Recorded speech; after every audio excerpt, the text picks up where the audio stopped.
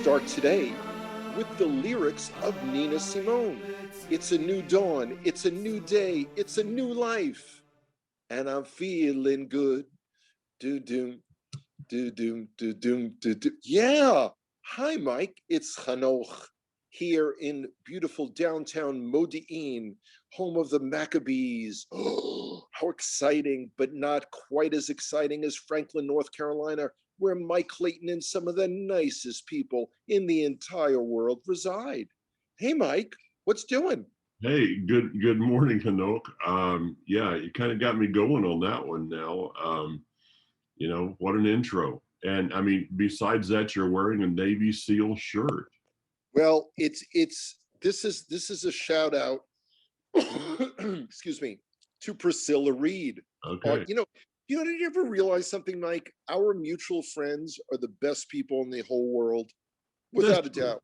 That's true. There is, I'm not sure which one of us are the one responsible for attracting them, but I mean, we'll just kind of leave right, that. come on now, behave yourself. Who's going to carry the boats? That's a reference to David Goggins. Do not look up David Goggins if you don't like or can't tolerate profanity. But Okay. if you want to be motivated to lose more than 50 pounds, feel free and go right ahead. But that's not what we're here about today, are we, Mike? No. We got some other things that are, top of the news cycle. Of course, that they say that this whole thing with America and the cancel culture, we've just canceled much of Dr. Seuss, but we're just following in the footsteps of Israel, who had already canceled green eggs and ham and turned it into something like green eggs and turkey bacon or schnitzel or something like that. I got to tell you, things in Israel are, moving fast and furiously. Our high court came up with a decision because the Knesset wouldn't deal with the issues. And this is going to, like, everyone's heads are going to fog over a bit. But just so you know, there's going to be repercussions with this. Our high court ruled that Israeli-based, quote unquote, reform and conservative conversions can count towards the law of return. Oh, Kind of a weird situation that if you went through a reform or conservative Jewish conversion outside of Israel, you could eventually apply, in some cases anyway, and become an Israeli citizen. You are, however, not listed as Jewish by the Ministry of the Interior. okay. So it's all well and good until you come up to the point where you or your children want to get married. Well, we have no civil marriage here in Israel. True. So if you're Jewish, to date, it is only Orthodox rabbis that could perform the wedding. So Mm, what does this all mean? It's just going to be more negotiation. Again, the way to understand Israeli politics, the upcoming election on March 23rd, is to be thinking the hokey pokey. okay. This one's dealing with this one's not dealing with that. Spin about and see who's in the prime minister's seat in the end. Yeah. Sounds And like fun. yeah, it really does. Actually, but what we're going to do is talk about something relevant today after Yes. all of this. And that is we're going to start something kind of new. I'm not sure how long it's going to go, but we want to start to, since people are not able to join our Connect to Israel tour at this moment, but God willing, Bezrat Hashem, soon, we're going to bring Israel to them in pictures, starting with a picture in Hanoch's mind, which is kind of a scary place to begin with, but that's another subject. So, Hanoch, what is your favorite spot? I mean, where is it? And I know the answer to this, of course, but where is it that you just kind of connect when it comes to a tour of the land? Okay. It certainly, as a general rule, would be in Jerusalem. and it would be in the quote unquote old city. Now, again, it's referred to as the old city, not old town. Sometimes people, particularly from Europe, say, we want to go to Old Town. It ain't no such place. The place that I've guided the most in all the years has obviously been the Kotel tunnels, the Western Wall tunnels, Minharota Kotel. I've guided there over 700 times. I used to work there part-time. Now, the thing that's interesting is I guided for a private group one of the last tours before they shut down, and that was on March the 5th, 2020. That was the last day that I worked. Now, the Kotel tunnels, the Western Wall tunnels, first of all, these are not tunnels under the Temple Mount. What it is, the tunnels are actually the street level of 2,000 years ago. Mhm. You would be walking, and hopefully will be walking, on street level in parts, with to your right, as you're heading north, Mhm.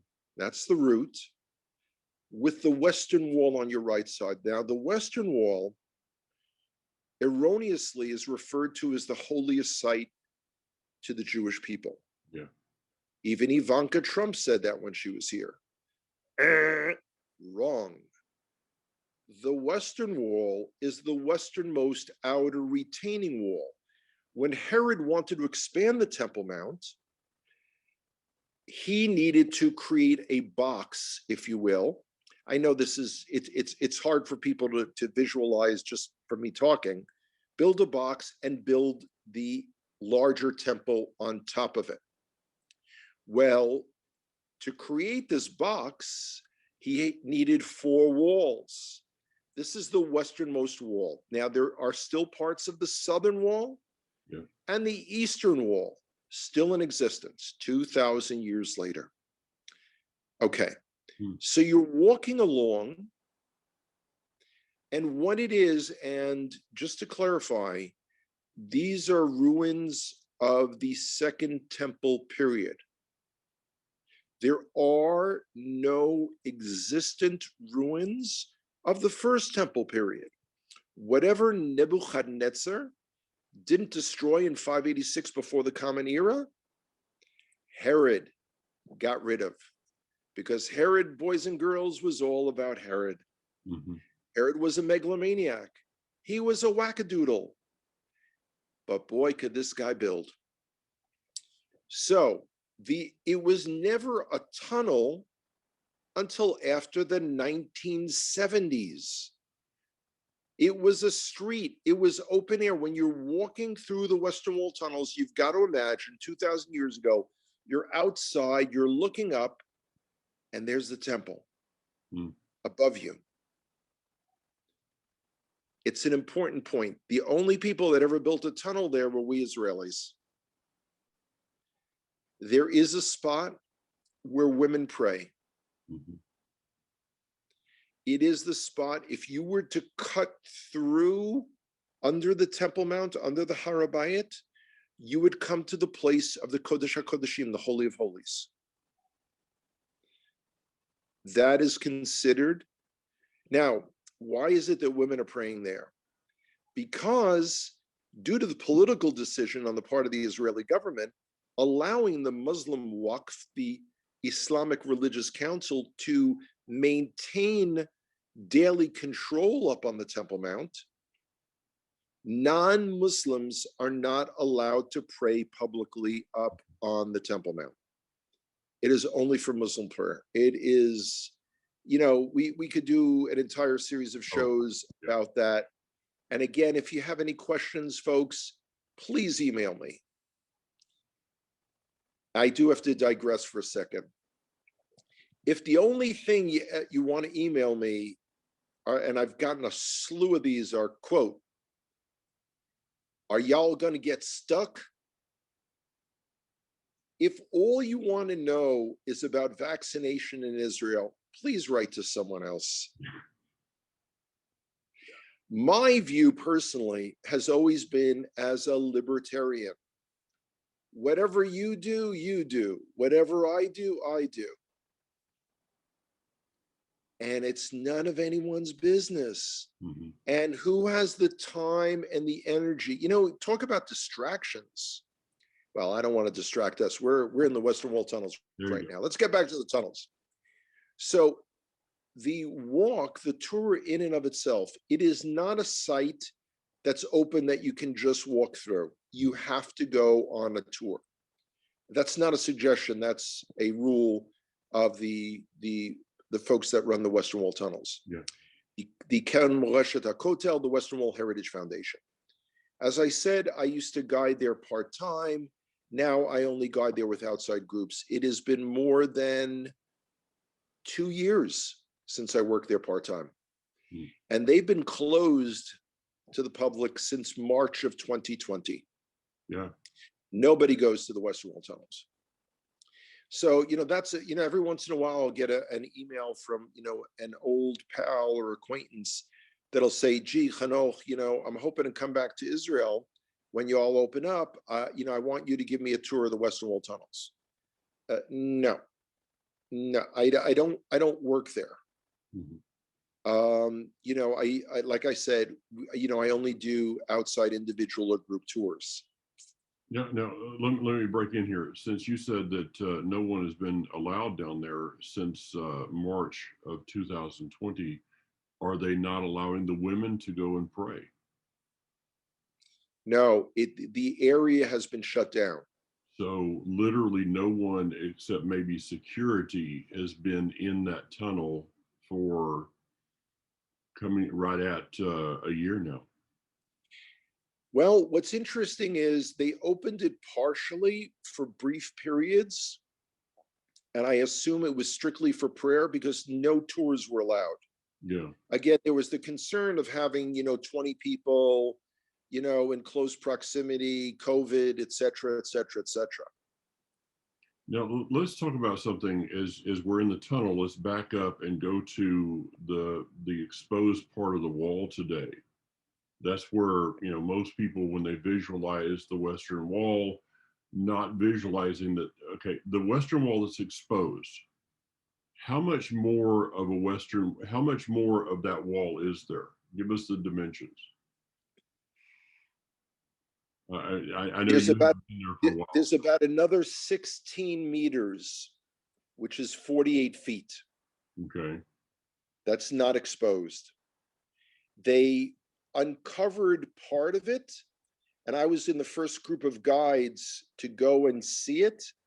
It was really cool because that area had not been exposed for 1600 years. Okay. Now, So but that was where I'm going to is what we see of the Western Wall today. And then how much more is it from when we go into the tunnel? How much more are we going along that wall and all the way to the end down toward the northern point? okay. You don't get down to that level of the 16 meters, 48 feet. You go down to a level that is about 25 feet below the plaza level. Okay. So there's still a level that, and that's a separate tour that they have called the behind the scenes tour, the folks from the Western Wall Heritage Foundation. That was the second tour that I used to guide for them as well. Yeah, you're talking about depth, I'm talking about length. Oh, I'm sorry. Again, I'm reading right to left, you're reading left to right, and, hopefully we'll meet somewhere in between. It's 488 meters long. That's approximately the length of 5 American football fields. Hmm. When I say meters, y'all think of yards. Yeah, And then we're in the same ballpark. Yeah, close enough. Okay. Now, when we back out and go to the exposed part of the Western Wall, that is known to some people as the Wailing Wall. Now, why should that term not be used? Why is that term more of a political thing, derogatory? What's Okay. Our enemies used to refer to it as the Jews' wailing place. Since we couldn't mourn the loss of the temple up on the Temple Mount, this was the area. Now, again, Jewish access to it has only been since June of 1967. Yeah. We were, during the British military occupation of our country from 1917 until 1948, the British government, regulated when we could go and when we couldn't. 1948 to 1967, Jordan and their troops occupied it. So it's only been since 1967. Now, the thing that's interesting is when I've guided those day tours of people from all over the world, Europeans in particular are astounded that people of all faiths can come to the Western Wall. You have, Muslims from, overseas, you've got Christians, you've got people of, let's just say, dubious, religious connection. And it's open to the world.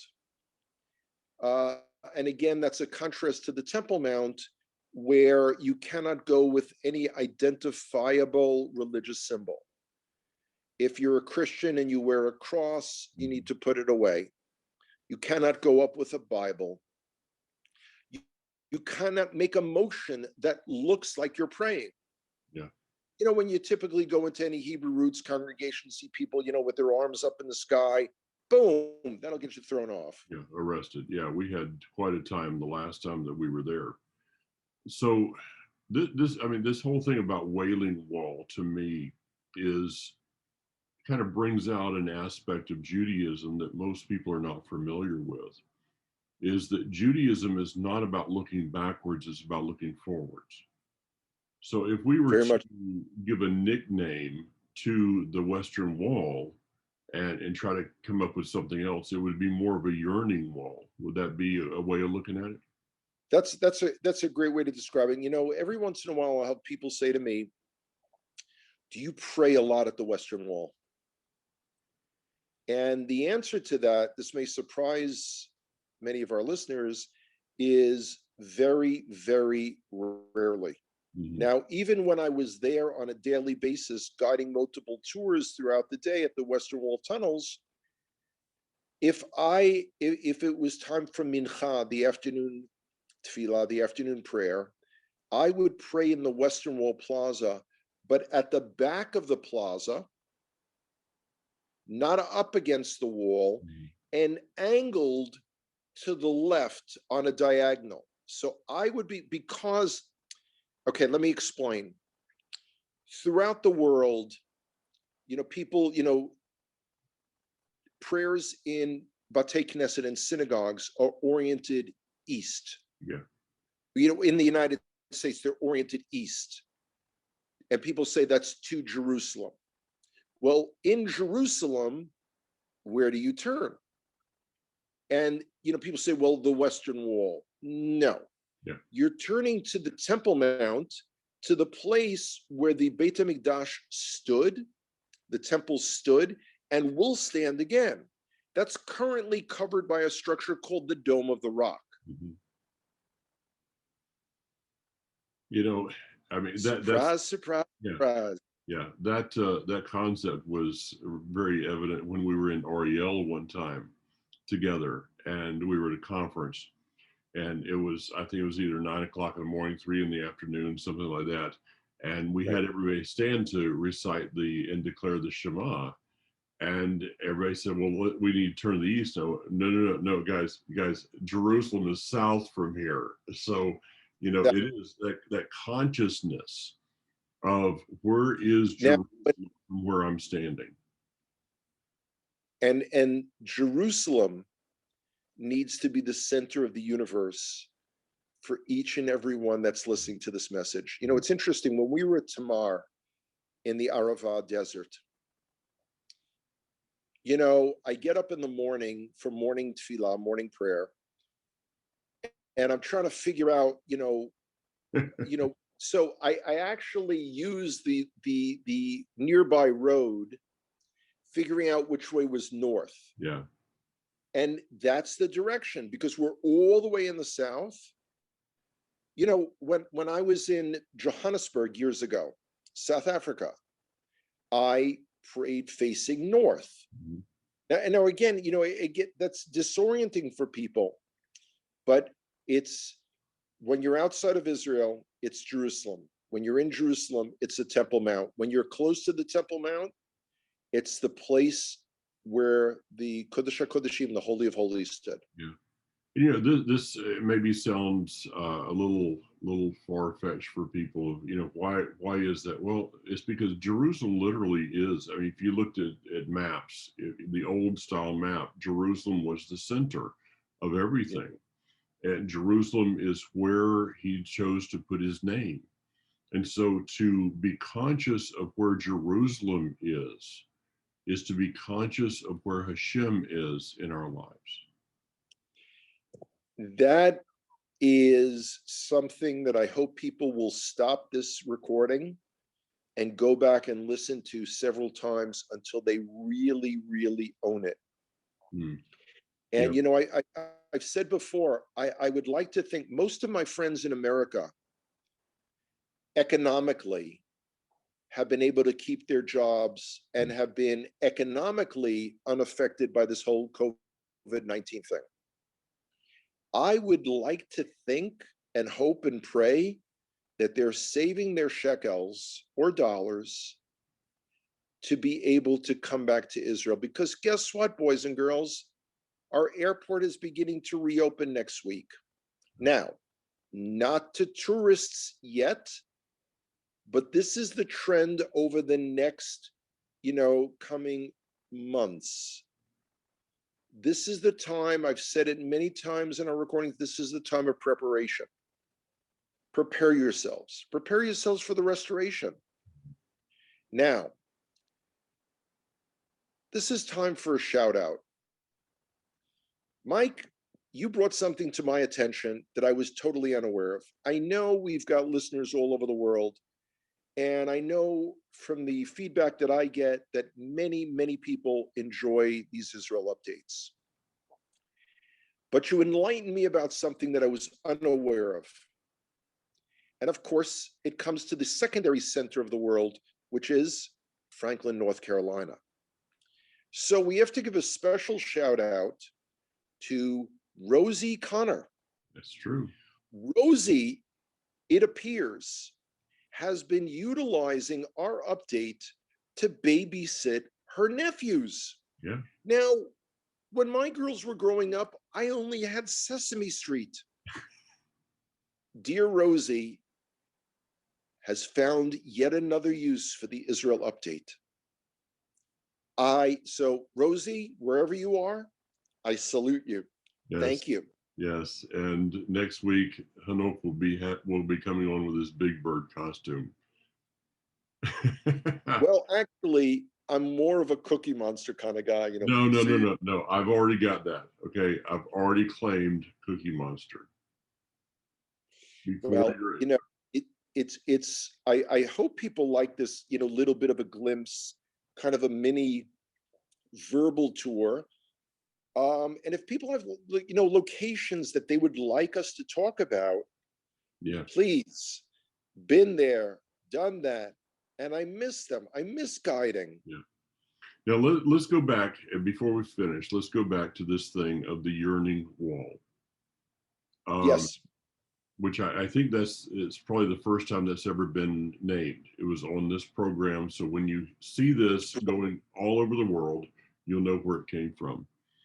The prayers that are being prayed there at the Western Wall, whether they be in a just religious liturgy, somebody just opening a book and reading it because they're supposed to or whatever, those prayers are about a yearning for the family to come back together.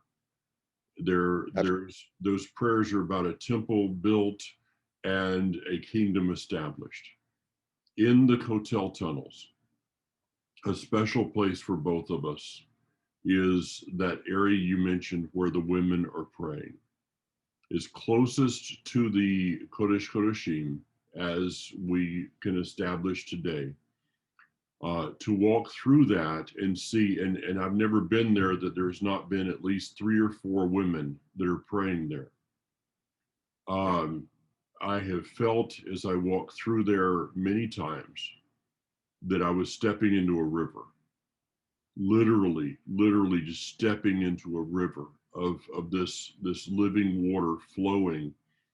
And it dawned on me one time when we were going through there that since 1967, since the women started to go there and pray, that they have been praying for me to be restored to this family, though they don't know me, though most of them would not even be able to give a decent dissertation of the whole concept of Ephraim and Judah, probably, though most of them have never thought about that there's somebody in Franklin, North Carolina that believes that they're part of Israel, not replaced, part of Israel, and will one day be restored.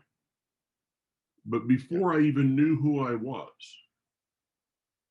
they began to pray that I would be part of this. And that to me is just a humbling thing. And so when I get this, well, the Jews and the anti-Semitic speech that comes out, it's like, do you not understand who doesn't understand who's praying for you, but is anyway?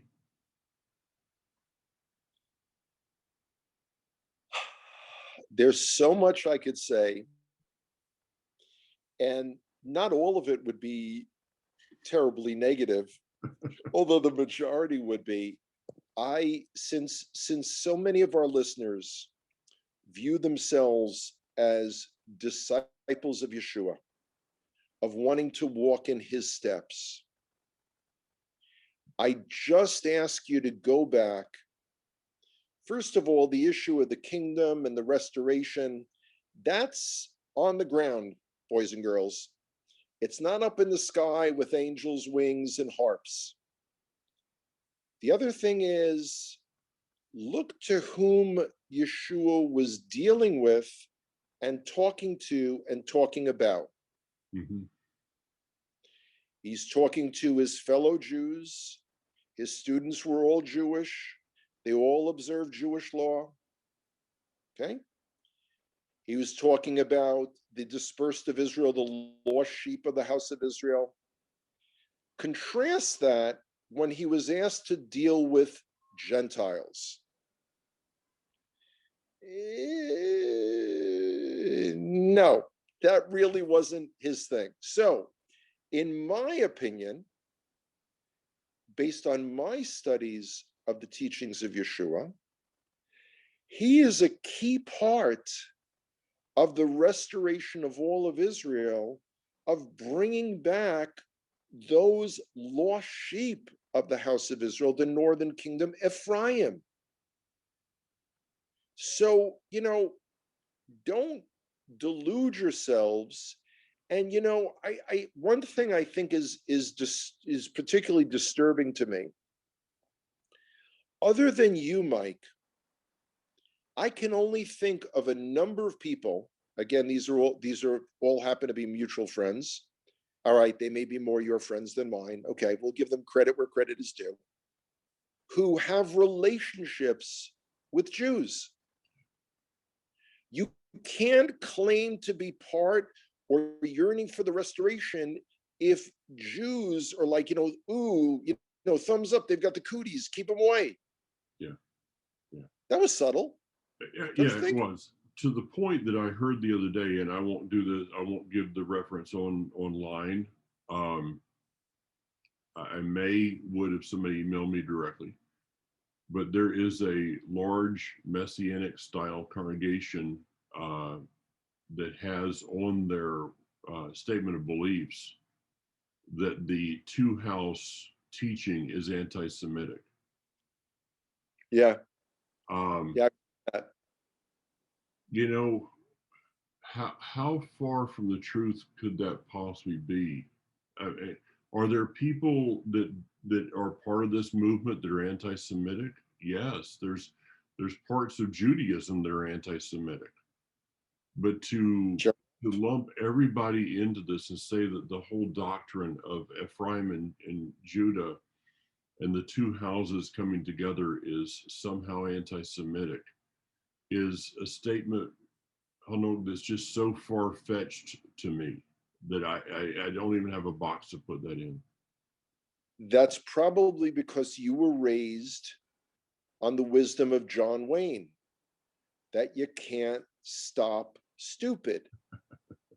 And people, like, let's not confuse the issue with facts. People just want to say, when people tell me, like, are you aware that the Ephraimite movement is anti-Jewish? By the very belief in the restoration of Judah and Ephraim.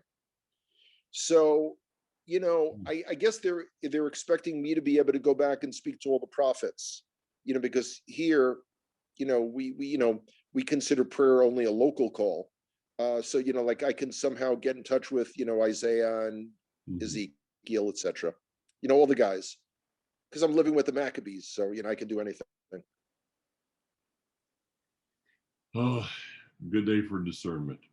Well, I hope we've got lot of different ways, a lot of different places. And like you said, if someone wants to just have us discuss an area of Israel to give some historic value to it, some prophetic value to it, and maybe some of our experiences, that's where I think we're going to go there in the next few weeks of trying to paint a, let's call it a virtual picture of what our tours are all about and think some of the things that we experience. And that will probably Great. a few people's names along the way as we go there. Yeah, the names were changed to protect the innocent. That's only on Dragnet. Yeah, Anyway, I'm losing battery here, so yeah, you are. we've got to get going. All right, very good. Take care. We'll talk to you soon. Take care, bro. Bye bye.